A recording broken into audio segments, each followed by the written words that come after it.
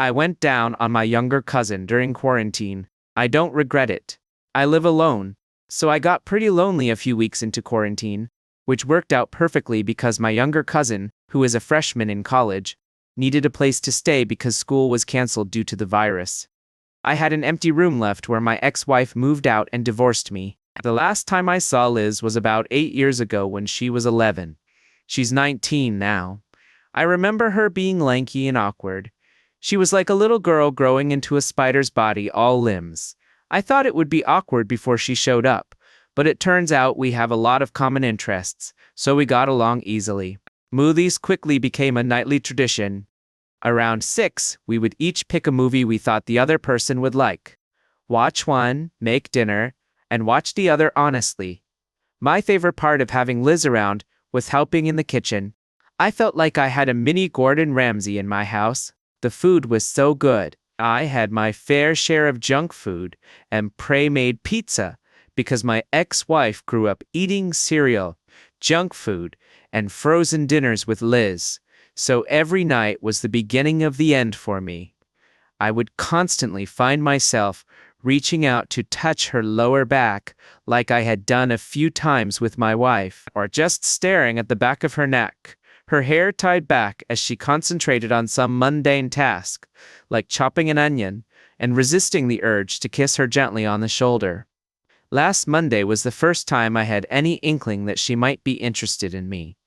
After the first movie of the night, Liz went to take a shower to wash off a run she had taken earlier in the day. While I was throwing together a pizza right after her shower, she surprised me by coming into the living room wearing only her towel and asking me how the pizza was going.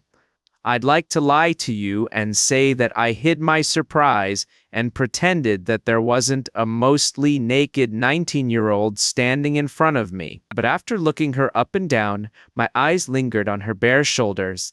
This is our Life channel. If you haven't subscribed yet, please join us to stay updated with more real stories happening around you. Then her small, towel-framed body, the hem of the towel arguably too short for her height, ending just below her hips, and all the long chiseled legs that followed each place for a few moments too long, I stumbled over my eloquent response. Good. Like a professional middle schooler, Liz just smirked, gave me a crooked smile, and walked back to the bathroom saying, "Well, it smells really good." It took me a while to collect myself after seeing so much skin, but I was able to regain my composure and push thoughts of certain barely covered areas into a small but sturdy cage and adjust my pants. As I pulled the pizza out, Liz came back into the living room, thankfully wearing more clothes, an old baggy hoodie that was one of her favorites, and some dark black running shorts. She sat down on the couch and buried her nose in her phone while I finished up in the kitchen. Thankfully, she didn't seem too concerned with my lingering eyes, and I tried to forget the recent image of so much perfect skin. I cut us a few slices of still hot pizza, brought them out, and started the movie, thinking it was some weird prank she was pulling or just a joke. It threw me off. While I was small but loud, part of my mind was hoping it wasn't a joke at all.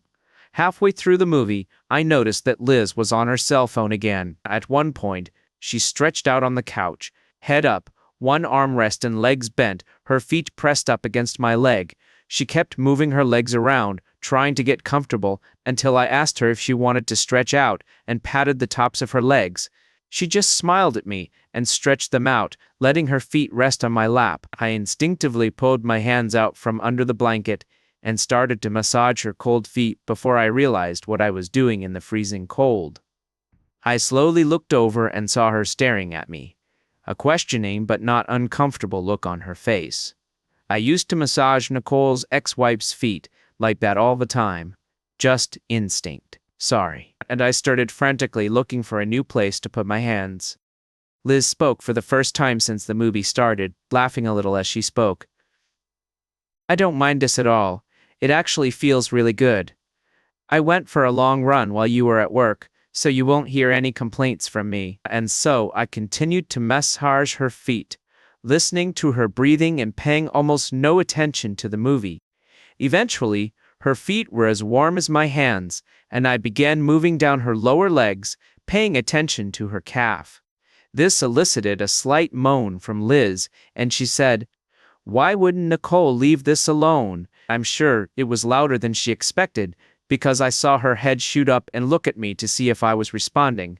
I just glanced over and gave her a weak smile that didn't say anything. I could feel her tense under my touch, though she felt bad for saying it. I turned the movie down a bit and said, without looking over, that she and I just wanted different things. I don't want to overshare, but we both wanted kids, and it turns out I can't. We talked about adoption, but after a while I could tell that she wanted her own kids. I felt like that was a sign that we should adopt, and she definitely didn't.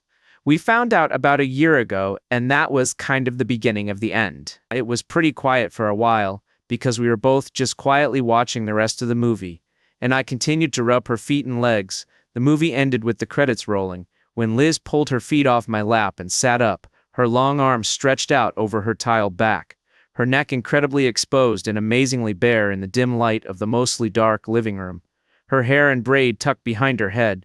She stood up, shuffled closer to me and sat down, our legs touching through the blanket I still had over my leg. Without looking at me, just looking ahead, she said, "I am really glad you are letting me stay with you. It's nice to be in a peaceful place, and I am sorry for making you think of Nicole. I really didn't mean to." I brushed it off and told her not to worry about it. We sat in relative silence as the credits rolled. Only the music behind the credits filled the void, but it was strangely peaceful. We didn't have to fill the silence, and it was really nice just to sit with someone who clearly cared. Eventually, Liz broke the silence, shifted in her seat, and turned to face me directly. "Thank you for the massage." I started to turn to her and make some lame comment, but she reached across my chest with one arm behind my neck with the other, pulled my head gently to the side, and kissed me on the cheek. It felt really good, her breath on my neck as she moved closer. The surprise contact of just a simple touch across my chest and her warm lips pressed against my cheek sent a cool fire running down my legs, and I could feel myself reacting. Thank God for blankets and semi-constructive jeans.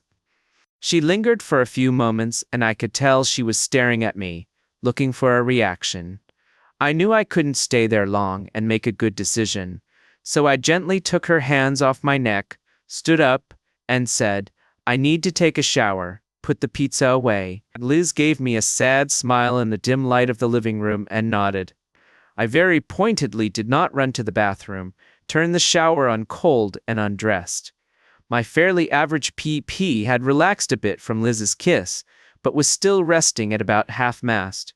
Hoping for relief, I jumped into the shower and turned my chest into the cold water to hopefully knock some sense into my foggy head. Despite the cold shower, thoughts of Liz kept me awake for at least an hour, but eventually I was able to fall asleep.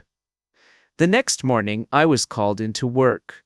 They needed extra help to get things done after some workers from Covatin got sick and took the day off. I told Liz I'd be home pretty late and not to expect me for dinner. Well, the mess at work was worse than I expected, and I ended up getting home just after 9 p.m., stressed and ready for a shower. A quick hot shower later, I walked into the living room to find a cup of hot tea and a plate of warm pizza sitting on the floor in front of the couch, with Liz sitting on the couch behind it. I thought to myself, she is such wife material, but had to remind myself, this is my cousin. She pointed to the floor in front of her and said, "It's payback time." She made a massaging motion with her hands. She has freakishly strong hands. So when she started working on my shoulders and neck, I couldn't think about anything but the moment we were in. Liz found the perfect place between pleasure and pain, and there were moments when I wanted to wince from the pressure to let her know it was a little too much, but she seemed to know, pulling back just enough to ride that line. I thought the massage, which felt like hours, was over, but she tilted my head back onto her knees and started massaging my forehead, moving gently down to my temples and running her fingers through my beard. Guys, it was heaven on earth.